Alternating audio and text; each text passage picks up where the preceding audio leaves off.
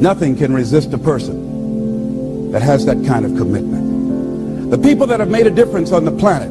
When a John F. Kennedy said, we will go to the moon in the next decade, he spoke it. That was a commitment, and people shared that vision. People bought into that. We've had all kind of examples in history where people have made declarations, who have committed their lives to bring about a difference. There are people who are taking a stand today against hunger. I guarantee you it will be a part of our past at some point in time. Someone took a stand against polio. It no longer plagues us as it once did, because someone said, it is my commitment to eradicate it from the face of the earth. Someone made the commitment. The reason that we're here and enjoying the democracy that we have, someone made a commitment that whatever is required, if it means that I die. I remember Paul Robeson, here I stand, for I can do no other. And that's how you must be.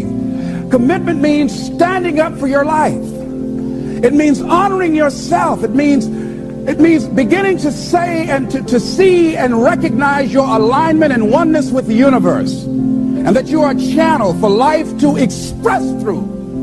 And we short-circuit it with anger. We short-circuit it with fear. We short-circuit it with envy. We short-circuit it by being lazy or apathetic or giving up easily. Why? We say, oh, it's too hard, it's too hard. We don't challenge our spirit. Ladies and gentlemen, there's nothing as powerful as the human spirit. You can't destroy it. You can pervert it, but you can't destroy it. I was reading Man's Search for Meaning by Viktor Frankl. What a powerful book. I'm reading it now for the 7th time. And he gives so many graphic examples of the power of the human spirit. And so what are some of the things that can fortify us and give us the kind of inner strength that will allow us to forward ourselves into the future by manifesting our commitments? Number one, commitment means in some cases going back to school, getting some training, sitting up in classes with people younger than you, putting yourself in a position where you don't know and that is awkward and uncomfortable, but because of your commitment to develop yourself, or to go back to school to get a high school diploma or to get a college degree, that it doesn't matter, feeling dumb and saying, what am I doing here, sitting up in some boring class? Commitment could mean a lot of things. It could mean that you begin to go back. You got to back up sometimes. It means to back up and not give up, to regroup, back up and regroup and come back again. Because life has waylaid you, because you got knocked down. I know when I was working on my dream, there were times I lost my house at one point. I lost my car.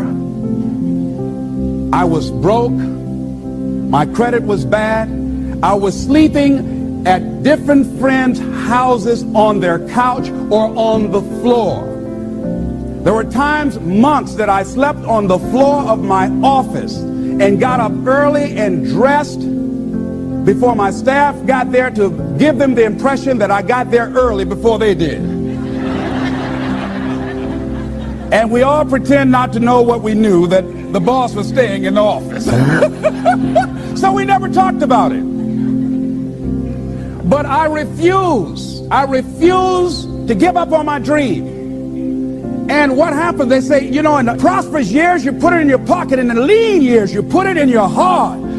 It makes me appreciate it even more. Even more. I wouldn't trade it.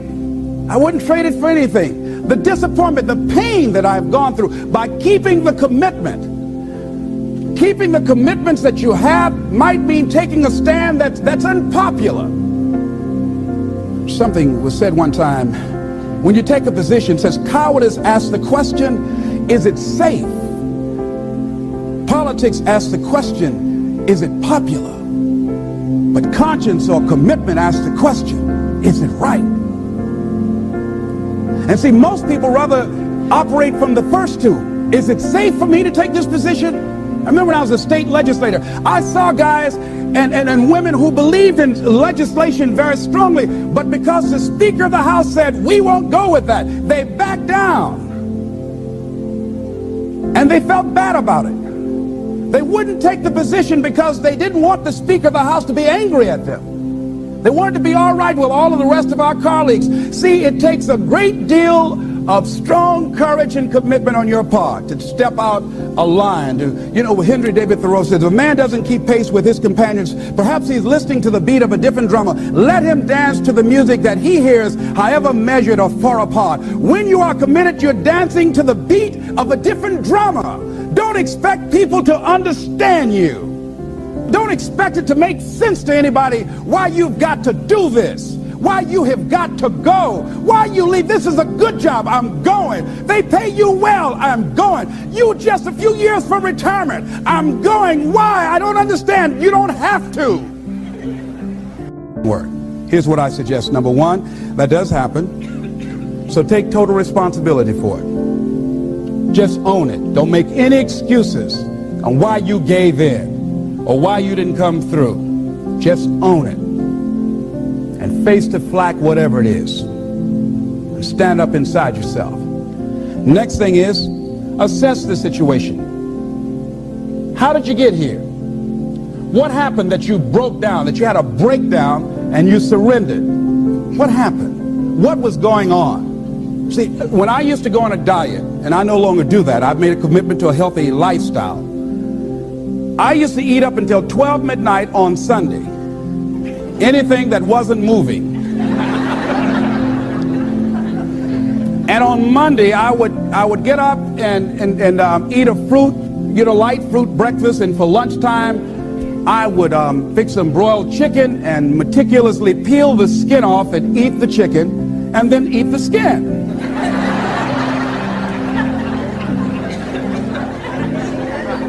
Do 5 setups, look in the mirror, and become discouraged because my stomach doesn't look like a washboard or one of the Avon Haley dances. And I say, what the use? And then I go to the refrigerator and eat food cold standing right there in the refrigerator.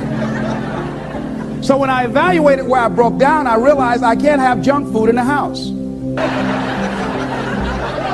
So I changed my route.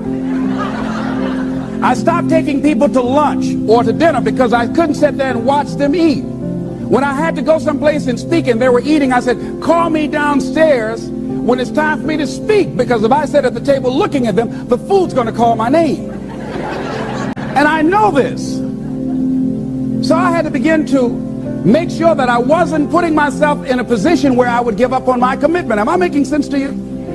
So I began to strategize around avoiding situations where I knew that I was going to become weak. Another thing I do when I don't keep my commitment, I either deny myself something or I do a trade-off. If a glazed donut takes advantage of me, then I require myself to do an extra 25 setups, or I walk for an extra 15 or 20 minutes because I got a hammerlock on my head and say, come on over here. So you might have to deny yourself something or do a trade-off. Do something that will offset it. The other thing is, start again. So what? You fell flat on your face. So what? Start again. Learn from the experience and start again. Don't count yourself out. Don't sentence yourself to a lifetime of being miserable, a lifetime of being broke, a lifetime of being unhealthy, a lifetime of being in a relationship that is no longer fulfilling to you. A lifetime of working on a job that does not bring you satisfaction, that's not giving you the creative urge that you need and that got to have in your life that stimulates you. Don't sentence yourself like that. You are a human being. Don't volunteer your life that way. Your life has too much value to the universe. You've got something to contribute. You've got something to give. And so what if you make a commitment and you're not able to do it like a pro? That you're not good as everybody else. Live in the moment. I like what this says. Look to this day, for it is life, the very life of life. In its brief course lie all the realities and verities of existence, the bliss of growth, the splendor of action, the glory of power. For yesterday is but a dream, and tomorrow is only a vision. But today well lived makes every yesterday a dream of happiness, and every tomorrow a vision of hope. Look well, therefore, to this day. See, if we just start enjoying where we are, if we make that kind of commitment to enjoy where we are, to experience the experience of life where we are, to do all we can right now where we are. Forget about the mistakes yesterday. Forget about all your failures yesterday. Forget about what you don't have. That's not important. Only thing that we have is right now. Right now, right now. And I say that life is calling on you to call forth on that.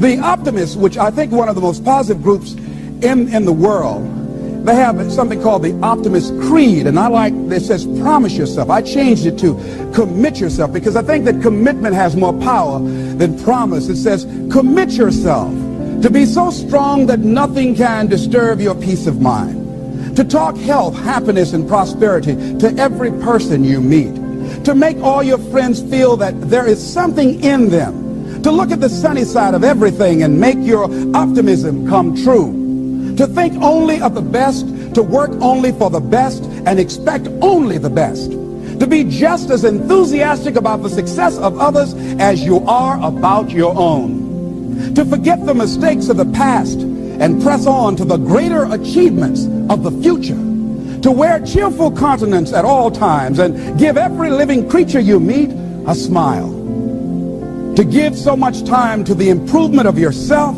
that you have no time to criticize others, to be too large for worry, too noble for anger, too strong for fear, and too happy to permit the presence of trouble. Commit yourself to these things. Isn't that powerful? What a commitment to make with your life. Commit yourself to stretch, to get outside of your comfort zone and not be concerned about what people think about you, because they're thinking it anyhow.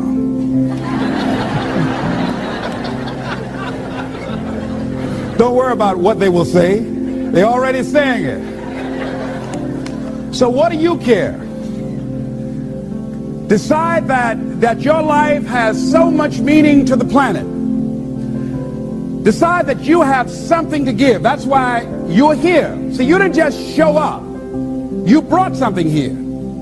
You're on a journey. You have a destination, mission to achieve, to do, to implement, to perform, to experience.